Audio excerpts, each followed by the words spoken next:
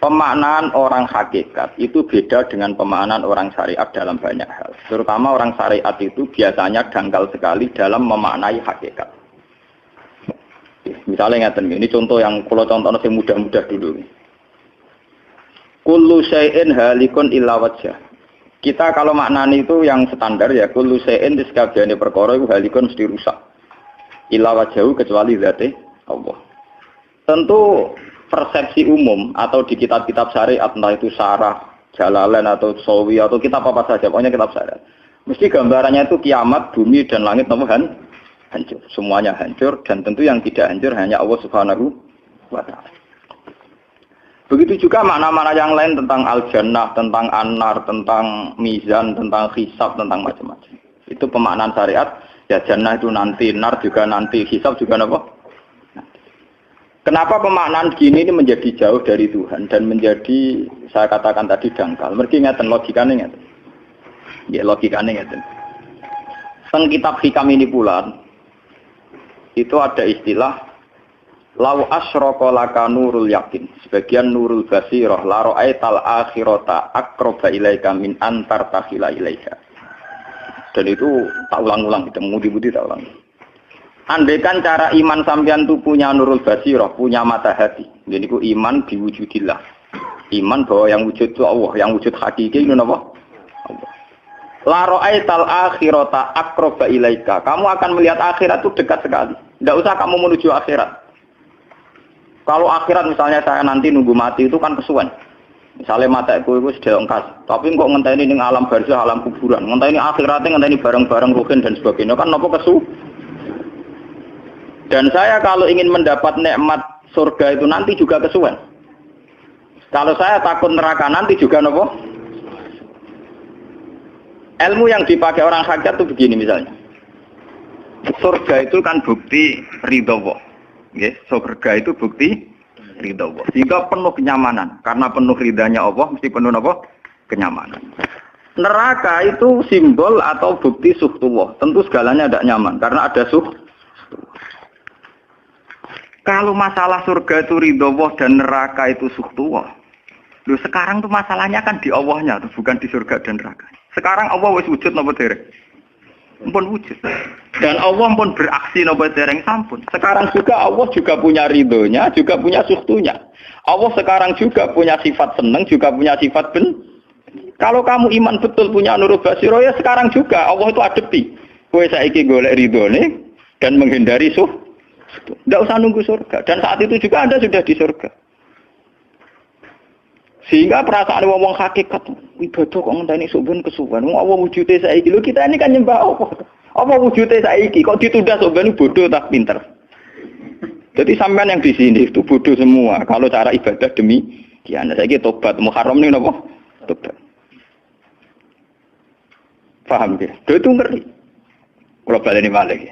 Kalau surga, bukan berarti terus gini, Gus berarti surga yang kayak gambaran di hadis di kitab-kitab berarti tidak ada. Yang bilang tidak ada itu siapa? Wong kayak sampean itu sing ora ono terus. Sing ora ono iku pamahaman, dadi utekem sing ora ono iku ora kok masalah swarga dan apa.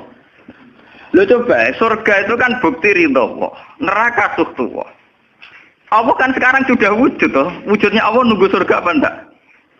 Enggak kan. Dan ridho Allah itu sekarang juga terjadi. Suhtullah juga sekarang juga.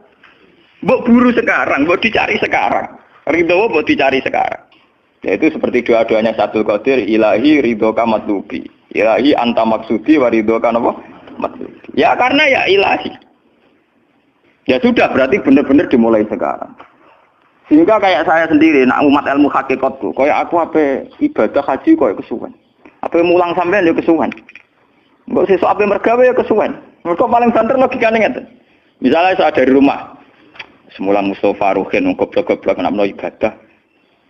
Iku kesuwen. Kesuwene ngeten. Engkok mulang ning Ruhin wis kasil mulang ya golek ridane Allah. Padahal mulai saya niat juga sono ridane Allah. Saya melangkahkan kaki ya wis ana Allah sono ridane. Sehingga mulane Kanjeng Nabi ngendikan niatul mukmin khairun amalihi wis niat tok wis amal. Mergo kontrake sampai pangeran sing wujud terus. Setiap detik, setiap saat, setiap khotbah, setiap langkah wis kontrake Allah terus.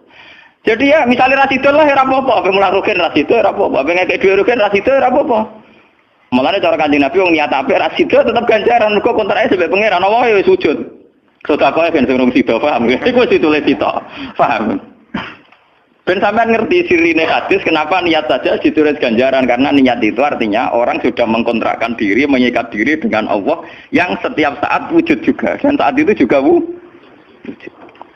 Jadi kamane kados kula misalnya kepengin haji. Gusti berhubung haji perintah jenengan nggih kula kepengin. Tapi saya sekarang juga mulai ibadah. Nggih, mulai apa? Ibadah karena saya tahu golek haji ya ridane Allah. Sekarang juga ya ridane Allah. Dari ridane Allah dalam konteks sekarang mungkin saya ngajar. Mungkin apa ruhen nyabari melarat dan mungkin terus begitu itu ada terus. Ujung-ujungnya kepen suga kapan sedekah. Kepen sedekah diridani pangeran kan begitu. Lah zaman ke melarat ya ono carane diridani pangeran, sabar ngempet. Mau sono juga. Jadi rasa kesusu paham kan. Jadi lha itu memang begitu. Orang hakikat tuh enggak pernah kesusu. Itu jenenge wal asri demi waktu. Jadi semua waktu itu padat dengan amal. Mergo zaman kiri untuk ridane Allah lewat jalur sabar. Zaman suka untuk ridane Allah lewat jalur sedekah ikhlas. Paham nggih? Zaman bingung diusir bojo ya misalnya ya lewat sabar. Zaman bojo mesra ya lewat rahmat. Pokoknya ono terus. Sehingga wal asri ini padat innal insana lafi khusr. Manusia selalu rugi illal ladzina amanu kecuali saat itu dia iman, saat itu dia sholihat. Jadi kalau orang hakikat maknanya ya kecuali saat itu dia iman, kecuali saat itu dia sholihat demi waktu. Demi waktu ngenteni sampean kan terlambat paham nggih? Iku nak oleh maknane wong napa? Hakikat. Dan itu rumah sakul wis cerdas. Karena dari awal ilmu hakikat dianggap katanya di atas napa? Syariat. Jadi sampean malah enak, jangan ngaji mek kula enak. Dadi mulai omah wis ibadah. Delek-delek kok bojo ben iso ngaji wis mulai ibadah. Enggak apa-apa, menghindari kebatilan demi barang hak itu ya ibadah. Itu sudah bagian dari. Menawa sampean trimo sampean sak kula mawon niku wis biasa. Jadi Gus kok amen lunga-lunga. Lah terus piye hukume iku piye? Ya hukum. Lha kalau ada cerita. Kiai Arwani top-tope kiai. Kiai Quran top-tope rak Kiai Arwani. Ini bapak menangi Arwani melarat. Itu kalau beliau ngajar di rumah. Jadi sempat beliau itu ngajar di rumah. Itu kalau bunyainya itu agak kereng. Bawa urusan belanja bawa apa agak kereng. Cuma pindah di masjid aja. Jadi ya basaria sekali lebih aman. Di masjid lebih apa? Jadi kabeh kiai tahu sok enggak ngaji ning omah ben barokah. Tapi ketika suasana tidak kondusif, pindah. Momennya ditambah mertua barang dunia. Bojo tok wis problem, momennya tambah mertua tambah IP. Mulane mubalek ku PD-PD, mergo pidatone ora ning area terlarang. Tambah do tambah PD, mergo ora konangan. Ning areane dhewe bar. Dia nak gadah bojo kudu sakinah mawaddah rahmah dari bojone men campet. Lah nek kenapa mubalek mlepuk mergo jauh dari area. Sing ngono tok kuncine. Tapi kalau orang hakikat itu ya gak ngeluh. Ketika bojo grundel kowe ridho mek kodok-kodare pangeran ya ibadah. Berhasil melalikan diri ya napa? Akhirnya berhasil ngaji ya napa? Karena Allah itu wujud di setiap langkah kita, di setiap detik kita, di setiap nafas kita. Lah kalau wujudnya Allah di setiap detik kita, nafas kita, kenapa nunggu nanti-nanti? Sebab itu sedekah Rasulullah ketika Nabi ngendikan, ya mulai niat itu dihitung. Nah wong saiki wong intelektual kabeh. Bagaimana mungkin belum aksi nyata kok sudah dihitung ora roh pangeran, paham nggih? Paham nggih wong-wong ora roh pangeran. Dadi intelektual iku kudu tobat, paham.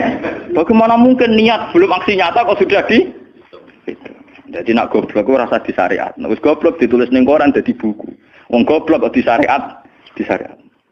Wong dari awal Nabi ngendikan dimulai niat. Maksudnya niat itu niat amal soleh lillahi ta'ala-nya dari awal transaksinya dengan Allah Subhanahu wa taala. Hingga nyaman. Lalu kula ngrasa ibadah. Lah di sini ini kelihatan Nabi sering ngendikan ini yang hadis sahih. Misalnya Nabi ngendikan seseorang itu selalu dalam keadaan salat, maka nanti salat tahbisuhu. Misalnya orang pujian ngenteni kiai ini teko. Nek kiai ini nek sepuh watak watuk apa ngimami kok ngombe pil sik bariku ndredeg-ndredeg ra teko-teko. Iku jare Kanjeng Nabi wong sing ngenteni imame teko, iku ya cek salat terus senajan to urung salat. Ngono Kanjeng Nabi tau dipraktekno cara. Kanjeng Nabi itu kalau salat standarnya awal waktu, tapi beliau itu pernah salat Isya sekitar jam 1:30. Yaqqa sulusul lailil akhir sekitar 1:30. Itu separuh sahabat sudah turu. Sing Umar menutuki kentong kelontangan. Mantan preman, mantan apa? Preman. Terus. Nah, malane akeh kiai sing gak berturu terus salat ra wudu mergo hadis iku critane iku Mereka ya namun, tapi fasallahu walam yatawaddo. Jare wong fikih, mergo iku lungguh.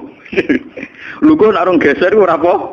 Apa jare wong fikih lah, ono-ono ae. Urune sahabat sing gaplek-gaplek ya mlungker.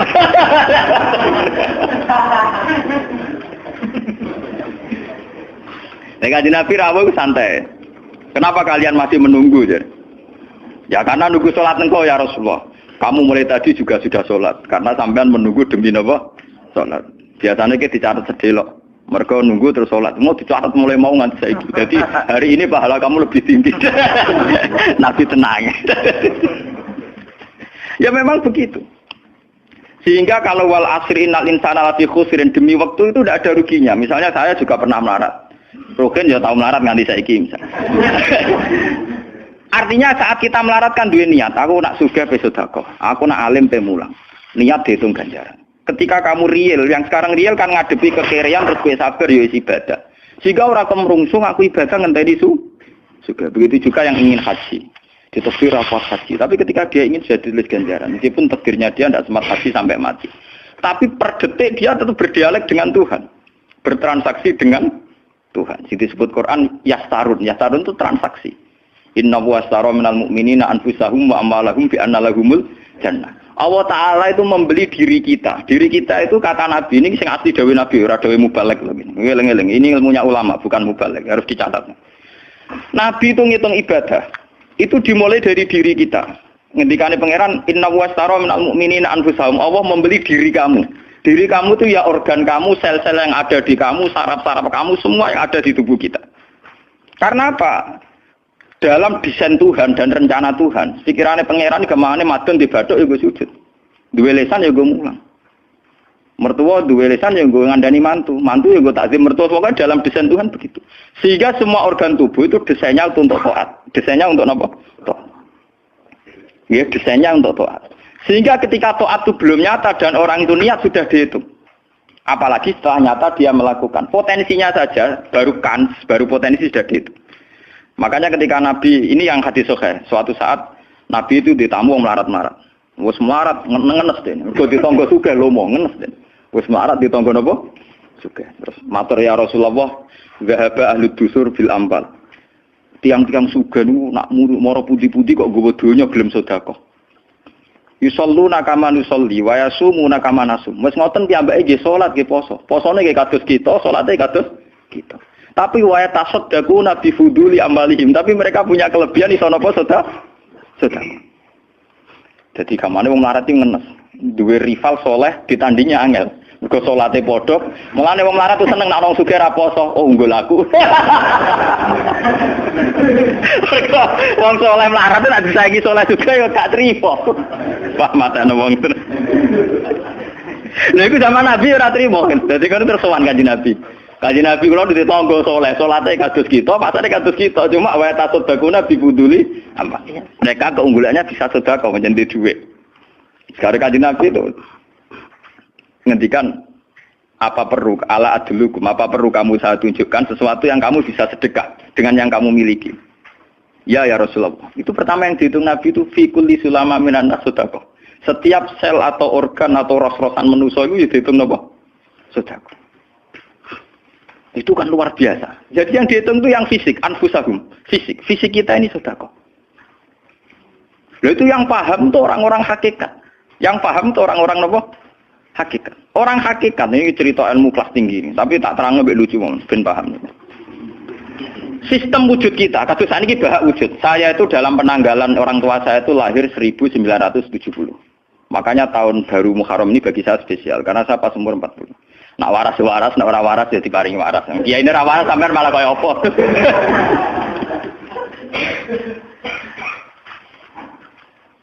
Kalau dalam teori ilmu hakikat, sebelum tahun 70 berarti status saya kan ala Adam tidak ada. Memang tidak ada itu punya positif gak maksiat. Nggih, jenenge ora ana apa nyelingkuhi sapa, apa ngorupseni apa, apa kurang ajar ambek sapa jenenge ora ana. Ketika Adam saya dihilangkan, sifat ketiadaan saya dihilangkan, saya menjadi wujud. Nah itu cara ilmu hakikat. Nikmat tertinggi itu nikmatul ijad. Nikmat wujud itu nikmat tertinggi. Dengan kamu wujud, maka kita punya mata, punya hati, punya telinga. Dan dengan kita wujud kita bisa asyhadu, bisa ikut bersaksi. Asyhadu alla ilaha illallah. Jadi dengan kita wujud saja, potensi wujud saja dengan kita wujud itu nyekseni. Ternyata langit bumi digawe Allah. Allah sing gawe aku, Allah sing menciptakan ini semua. Sehingga dengan modal syahadah saja itu orang sudah min ahlil jannah. Andai kan orang itu maksiat seumur-umur tapi pernah baca la ilaha illallah tetap dakhalal jannah. Mbok digodhok kaya apa ning neraka suwe tetap dakhalal jannah. Mergo umpama ning neraka selawase pangeran ya ana salahe. Iku mau ngiral hadis qudsi, sak bedik-bedike wong misale umure 100 tahun maksiate ra 100 tahun. Lah kok disiksa luwih 100 tahun ra pangeran napa do? Dolim. Mulane pangeran anyiksa ya ana batese wong maksiate wong ya ana batese. Tapi diwalik iki ngoten, ketika ana wong taat mulai bayi taat nganti mate, dilebokno pangeran swarga. Keros kok mlebu swarga. Jare wong iku nggih ngertos Gusti mergi kula taat ra maksiat sak umur-umur. Iya, tapi ning swarga 80 tahun wae ngene taat mau 80 tahun riang. Waduh. Ya nak maksiat iku 80 tahun, nerakane 80 tahun ae, tapi nak taat 80 tahun kok swargane ya 80 tahun. Yo kene neraka ae, nek engko bar 80 tahun tak pindah ning neraka wong taat 80 tahun. Mboten Gusti pendapat kula ralat, kula mlebu swarga krana fadhole jenengan. Lah anak iku abadi fadholku. Menawa kena apa wong ning swarga kok abadi, mergo fadhole Allah. Mulane Kanjeng Nabi ngendikan tidak akan kalian masuk surga karena amal kalian. Tapi kamu masuk surga karena fadlnya Allah. Ada sahabat yang tanya, wala anta ya Rasulullah. Juga tidak engkau ya Rasulullah. Wala ana. Saya sendiri tidak akan masuk surga karena amal saya. Kecuali dikasih rahmat Allah. Orang Mu'tazilah, orang ahli sunnah yang orang-orang syariat berdebat kusir tentang masalah bagaimana mungkin masuk surga tanpa ngamal. Modal fadlnya Tapi orang hakikat cara baca jelas. Nak krono ngamal ada durasinya. Ada apa? Durasinya. Dan itu batas amal kita 80 tahun. 80 tahunnya Mustafa umat soleh ya lagi. Ya tahu puber, tahu nakal, tahu kedonyan, meh mate tua ini terus yo malah mau birang tahun, paham no? Wes ngono cek kumat-kumatan ora stabil. Nyatane ora ana crita ning swarga, pas saat ya kok swarga, eling ra stabil ya dakon neraka kan ya mboten enten. Ya ora dikocok ambek pangeran ya ora dikocok. Lah, di sini ini orang hakikat lebih benar. Kenapa di surga selawase? Mergo mlebu swarga krana fadhole Allah.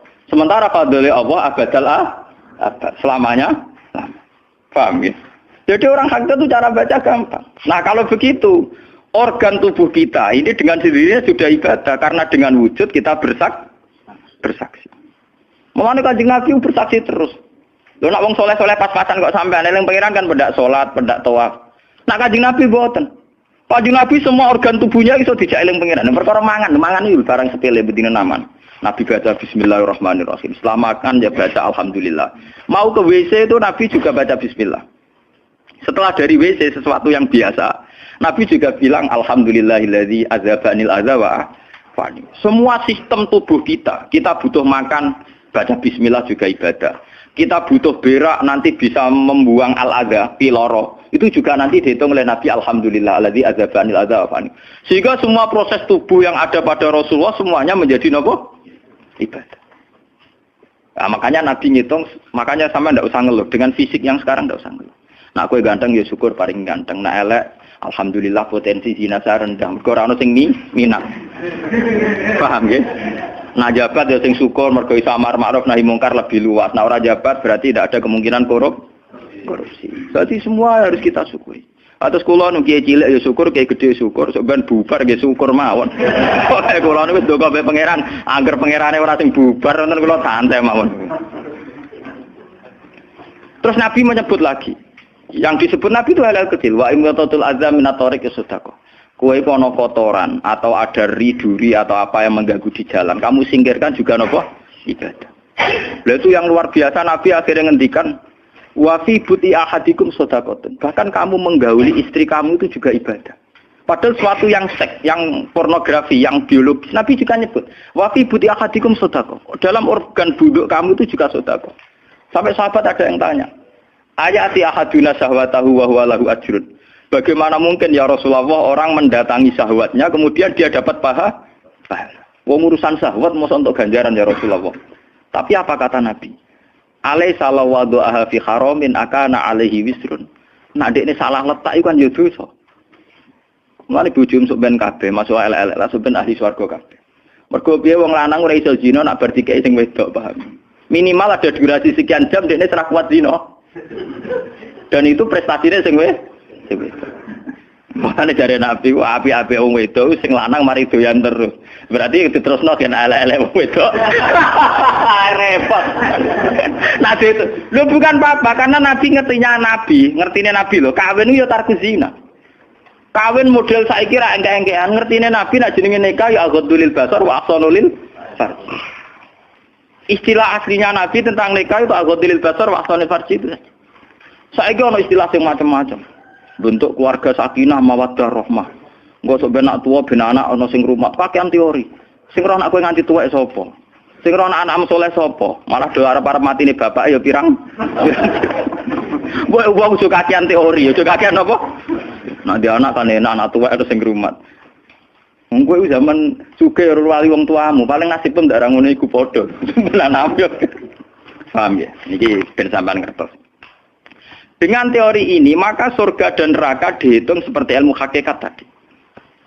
Paham ya? Jadi ridho Allah itu sudah ada sekarang dan itu nanti dijelmakan surga. Suhtullah sudah ada sekarang tapi nanti dijelmakan neraka. Tapi masalahnya Allah itu wujud mulai sekarang. Mulai zaman azali sampai sekarang wujud. Kalau Allah itu wujudnya sekarang, tentu ada ridhonya juga sekarang. Ada susunya juga sekarang. Jadi kalau nunggu nanti-nanti terlambat. Nah itu orang hakikat bilang, lau asyraka laka nurul basirati la ra'aital akhirata aqraba ilaika min antar takhila ilaiha. Andai kan nur basirah kamu kuat, tentu melihat akhirat ya sekarang. Maksudnya melihat suhtullah ya sekarang, melihat ridho Allah ya apa? Sekarang enggak usah nanti. Akhirnya kita nyaman.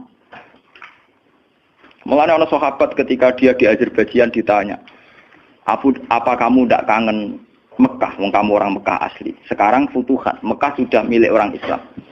Kenapa kamu tidak kembali ke Mekah? Dia jawabnya enak.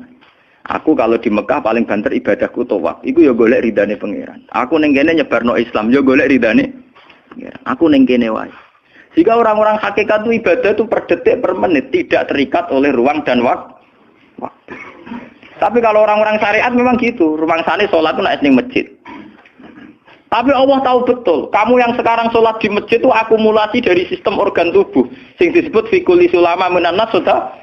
Kowe iso tok masjid itu mergo sikilem normal, ora stroke. Kowe iso mlaku mergo bar mangan. Berarti sing dadekno kowe ning masjid apa? Sistem perut kamu normal sehingga ada energi. Sistem kaki kamu normal sehingga bisa jalan ke masjid. Sistem apa saja normal. Dan itu hebatnya Rasul. Makanya Nabi pertama jawab, dalam sistem tubuh kamu minan nas sudah.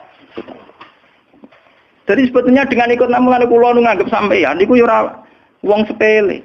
Cara pantes itu tak anggap wali kayak kula. Gara-gara ini sebetulnya kalau bisa manfaatkan tubuh sampean, yang meskipun bentuknya juga tidak jelas, itu sudah wali. Cuma tingkat sahadah Anda terhadap Allah ini yang rendah, sehingga sawangane ya mau onggokan daging sing kluyur-kluyur ngono wae, paham nggih. Iku ora kasuse sampean, ora kasus kula, paham nggih. Paham. Itu kasus yang sampean alami, tidak kasus saya. Nak kula ora melok-melok, paham nggih. Aku aja sampai jadi kawula sing model ngoten naudzubillah min syarri napa dalik.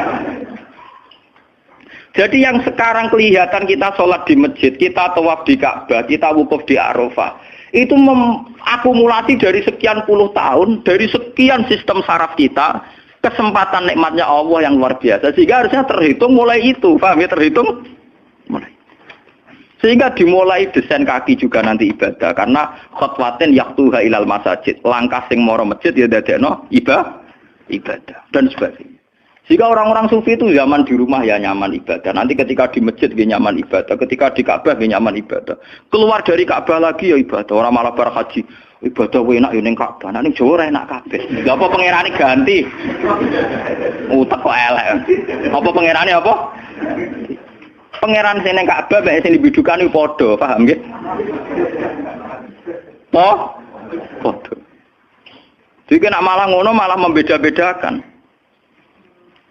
Jadi sampai di soal memang kita secara syariat harus ke Mekah haji.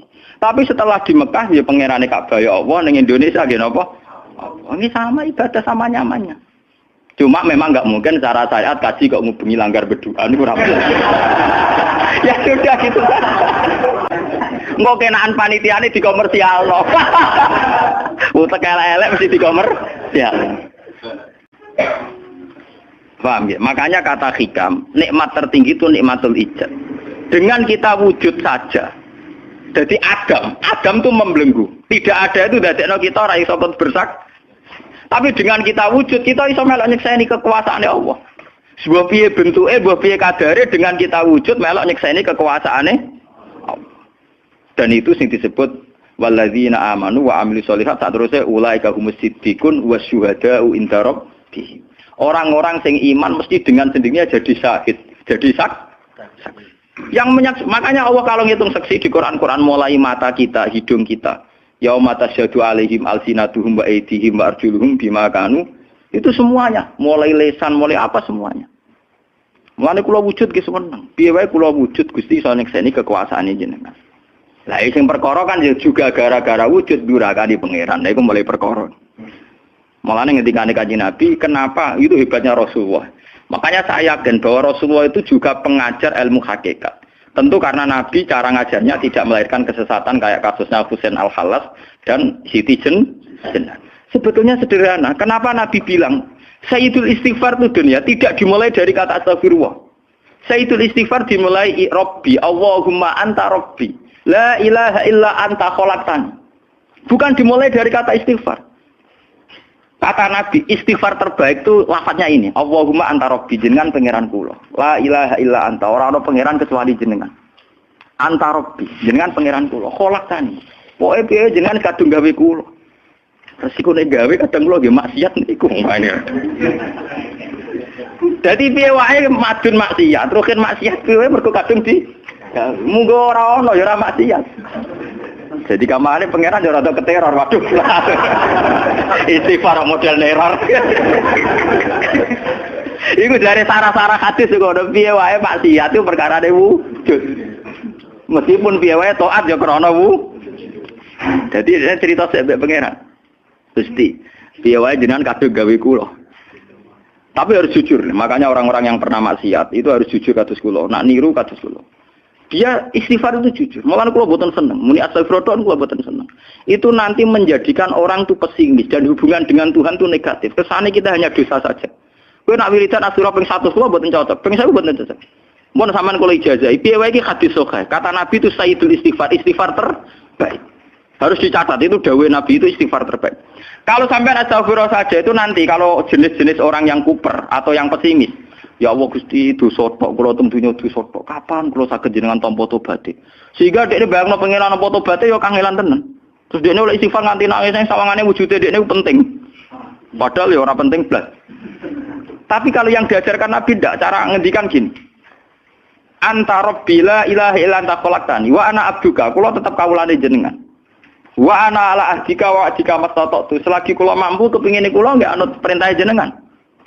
Dan yang saya paling tertarik itu kata gini, Abu ulaka binikmatika aliyah. Cek gendo kaya apa Gusti kula urip teng donya. Cek kula gendo cek napa, kula tetep urip nggawa nikmate jenengan. Jadi tetap melihat positifnya dulu. Misalnya kowe tahu mateni wong, tahu zina, tahu maksiat apa saja. Piye wae kowe wujud. Nak kowe wujud tahu mateni wong, ya iso dosa nyelametno nyawane wong, kaya kasus Sayyidina Umar. Ya Rasulullah, sebagaimana zaman saya kafir banyak merugikan orang Islam, saya bersumpah setelah saya Islam akan banyak merugikan orang kafir. Begitu juga Khalid bin Walid. Ya Rasulullah, saya banyak membunuh orang mukmin, tapi saya bersumpah setelah saya Islam akan banyak membunuh orang kafir. Begitu juga sahabat-sahabat dulu. Artinya dengan kita wujud, potensi kita saat dosa itu ya iso apik. Jika cara ngendikan Abu laka binikmatika alayya. Piye mawon Gusti kula sowan jenengan tetep nggawa nikmate jenengan. Lho sowan jenengan dalam bahasa ilmu hakikat dimulai sekarang lho ya. Jangan salah paham nanti akhirat oke. Lho imam kan bahasa ilmu hakikat tuh dimulai sekarang juga. Pangeran wujude saiki pontene sampeyan goblok paham. Lho sowan pangeran saiki paham nggih. Eling-eling iki bakas ilmu hakikat. Aja medun kelas lho niki wis bakas hakikat. Mudene mursid. Maksudnya ben gede-gedeke tambah tok aras, paham?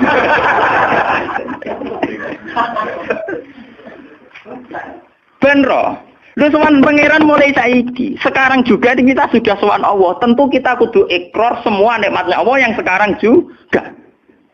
Abu laka bi nikmatika alayya piye mawon Gusti kula tetep balik nikmate jenengan. Status saya wujud ini mergo nikmate jenengan. Gara-gara kula wujud nyekseni wujude jenengan. Akhirnya gara-gara kula nyekseni wujude jenengan nak maksiat yo sungkan Gusti. Wa abu laka bi dzambi faghfirli nak pas kula dosa ke jenengan sepuro mergo kula nu salah. Wong wis wujud kok durakani jenengan tapi kudu jenengan sepuro faghfirli. Fa inna la yaghfiru dzunuba illa anta. Sing saged nyepuro dosa namung jenengan. Ora bakal awake dhewe disepuro ta ora penting.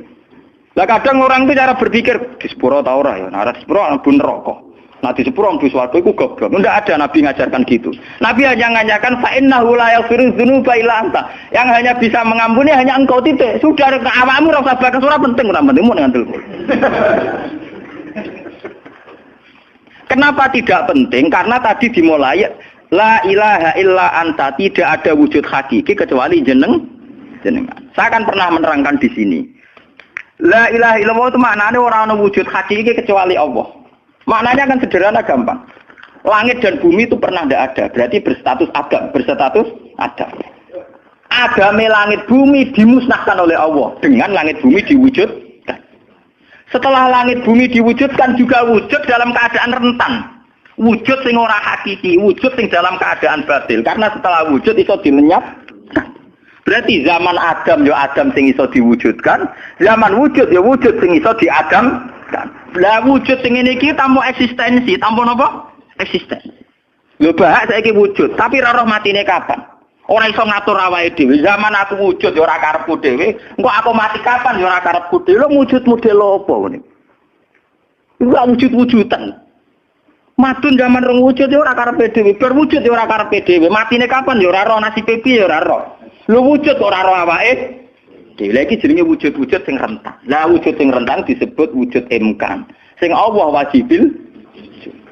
Lah nek berhubung kita rentan ya sudah. Lah iku sing dimaksud wong hajat kullu shay'in halikun illa wajh. Hakikate liyane Allah saiki lah wis rusak. Mergo wujud kok ora iso ngurusi awake dhewe wujud rusak ta wujud tenanan. Wujud sing wong wujud ora iso ngurusi awake dhewe, ora iso ngurusi eksistensine. Lah berhubung wujud ngene iki wujud iso diadamno, sangka Adam diwujudno jare wong hakikate liyane Allah ora ana kabeh. Maksudnya ora ana kabeh, wong kowe wujud-wujud dhewe ora iso nentono awakmu. Zaman wujud ora melok-melok, kok zaman matek ora melok-melok, swarga neraka ya ora melok-melok. Lah nek ngono mulane nek ape mati ora ana hadis ngajar Gusti kula lebokno swarga. Kon muni Allah. Nah, cuma kadang kita ini ngati kita aja, langit tapi swarga ta neraka. Ya aman ngono dipikir. Enggak ada ajaran Nabi mangkana akhiru kalamihi Allah dakhalal jannah. Allah saja atau la ilaha saja orang bakal awak, paham nggih? Mulane kula yakin saya nanti mati itu dalam kemegahan. Mergo aku naudzubillah tenan sampai aku mati bakal awak. Anak kula seneng tak kandhani bojo kula. Pokoke sampe nak mati ngene lho, Dik. Soale mati nek saya dipendem. Nah, jenengan kan niku lho Gus. Santrine akeh ora dikandani, ora usah dikandani. Nek bulan berikutnya ngaji prei jeris mati hebat.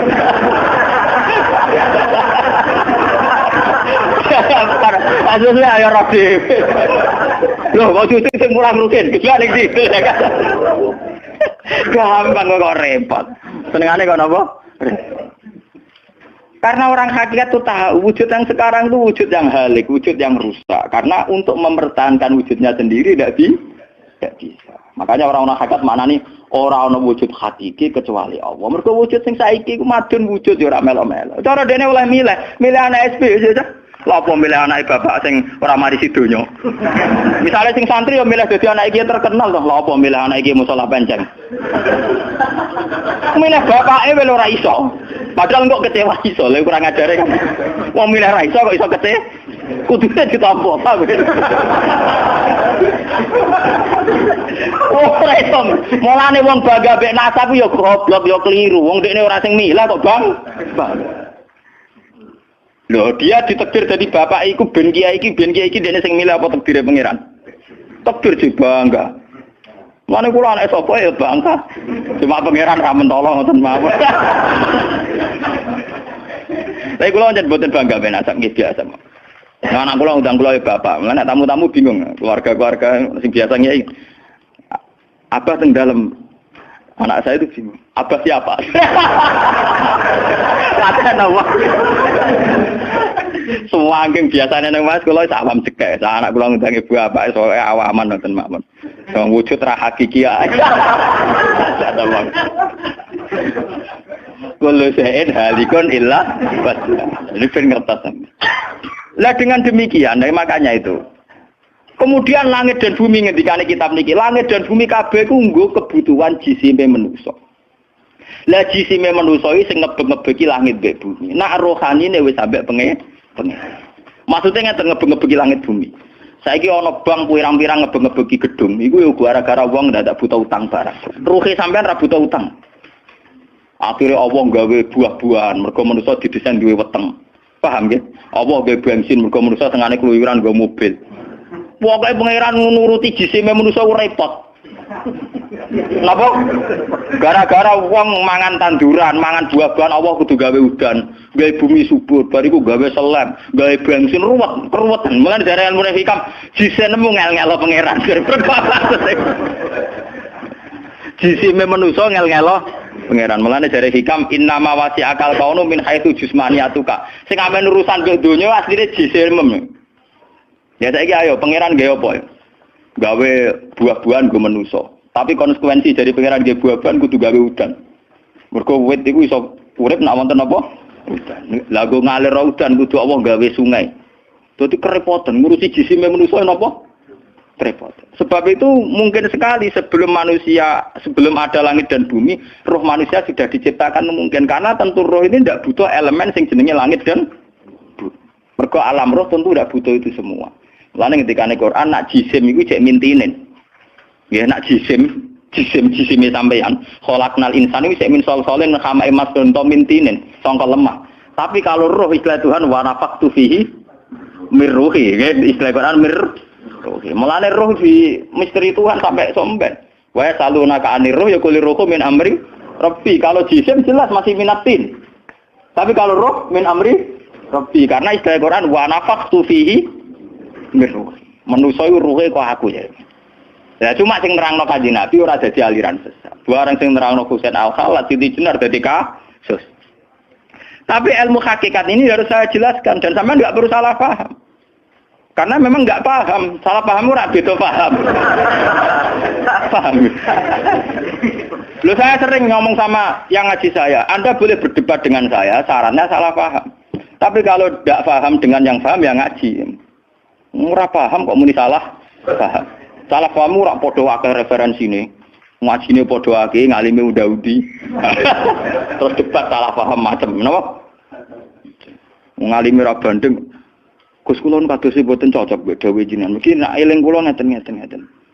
Tak takoki lah entuk ilmu ngono sing mbok bantal muni sapa iki keng jenengan ya wis lareni. Malah mriki disebut innama wasi akal kaunu min haitsu jusmaniyatuka, yang berhubungan dengan alam itu jusmaniyatuka, tapi walam yasaka min haitsu subutu ruha niyatika. Alam ini tidak bisa memuat kamu dari segi roh kamu. Dari segi roh. Donggen sampean tak critani, nek kepengin ora pati maksiat teman-teman. Misalnya sing seneng wong wedok ya ora nganti zina, sing seneng nyabu ya ora nganti ngombe, sing seneng mateni wong ya ora usah kekerasan. Alam roh itu mudah sekali taat. Kowe nak seneng cawe wedok, guyu-guyu ning kamar wis nikmat. Dadi alam roh selerane sederhana. Pangeran sik pinter gawe wong kok ayune ngono. Ya seneng wis.